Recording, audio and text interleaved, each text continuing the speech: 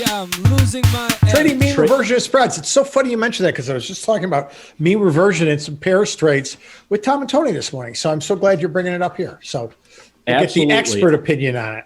I think I'm the expert. I don't know about that, but I do want to talk about mean reversion in spreads here today because we don't talk about mean reversion often with outright markets.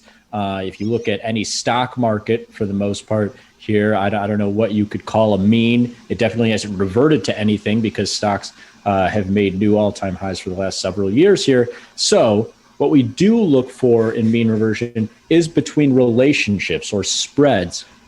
What you're seeing is some very interesting action in yields. Yeah, because I meant to talk to you. I will talk to you about that in the next segment because I'm Venmoing you for this. You're gonna send me money or you're gonna request money? I'm gonna request money.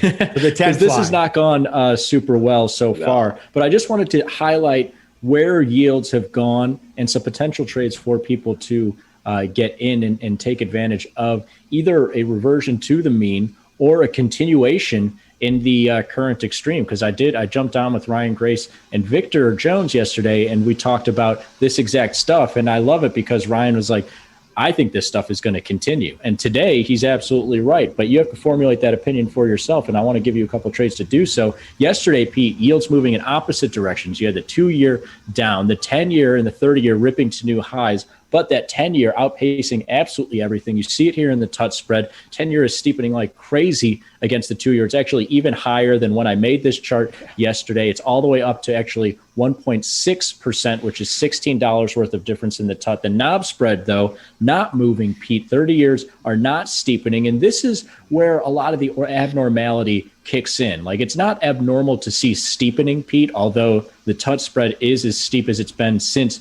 2015. But what's weird to me is when you see this 10-year steepening on top of the 2-year, they go from flat to steep, and then that 30-year over here doesn't go any higher. And that's not what we normally see. And there is some context for this if you do want to hit people with what the Fed said yesterday and why 10 years are theoretically, well, they actually are moving higher, but what the theoretical case is for the 10-year to outpace everything else.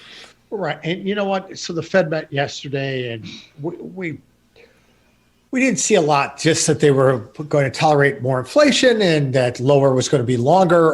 The short end of the curve actually traded lower on the idea that yields would stay low. But the commentary afterwards, and this is why we don't digest commentary, is that they were going to, right now the Fed buys, and I had made a mistake a couple weeks ago saying the Treasury.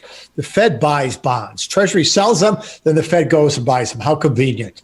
That way you don't have to worry about a real market where guys have to make a actual commercial decision. So the Fed buys, I believe, between $60 and $80 billion of bonds every month.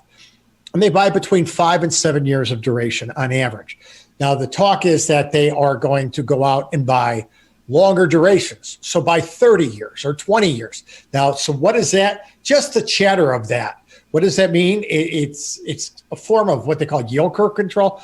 All it means is what we're seeing is that, as Frank pointed out, where we see an update in yields, traditionally, we don't always see a linear move, but we see if the 10s are up in yield, the 30s are up by at least as much, if not a little bit more. Yeah. And what we're seeing today is actually almost 6 full basis points of underperformance of the 30-year yield rising. So if the Fed is buying bonds, that means they're trying to suppress those yields. So, and I hate curve fitting knucklehead stories, but this may be a little bit of what's being digested. What does it mean for me? Doesn't change my biases at all. Actually, it gives me kind of an interesting, I don't mind trading that 10s 30 reversion. In other words, buying 30s and selling 10s today, with the 10s at one point up almost 80 basis points, the 30s up about 20. It's come in a little bit now, and it's come in about 15, 20 ticks from where we first looked at this at the extremes. But here's a trade where, and you would think, how can you buy 30s up at did we make it at 270? At 250? You're not buying 30s. What you're doing is buying the relationship. And that's where the difference is. So, why is this story? Do we traditionally see movements like this? No. Is it possibly driven a little bit by that story? It very well may be. Does that have any long-lasting effect? And this is the real takeaway. Absolutely not.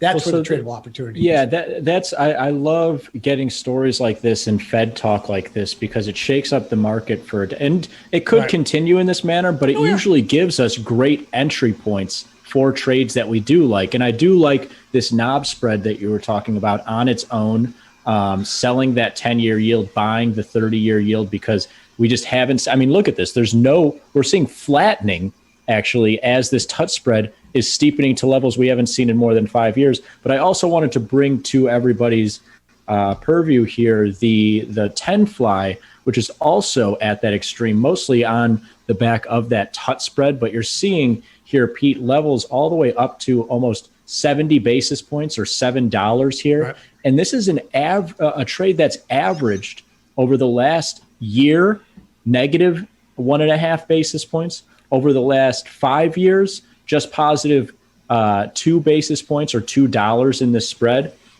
And over the last decade, still an average that is lower than where we sit. So this is where the mean reversion comes in a little bit with that 10 fly. If you want to trade a reversion to the mean, then you would look at selling that 10-year and buying 2s or buying 30s or doing both. If you think that this is just the start and this extreme is going to build, which it very well may do, I mean, that's what the Fed kind of alluded to a little bit, then you would look at not the reversion to the mean, the opposite of that, which would be buying that 10-year yield and selling the 2 wings. So that's mean reversion trading with these interest rate spreads.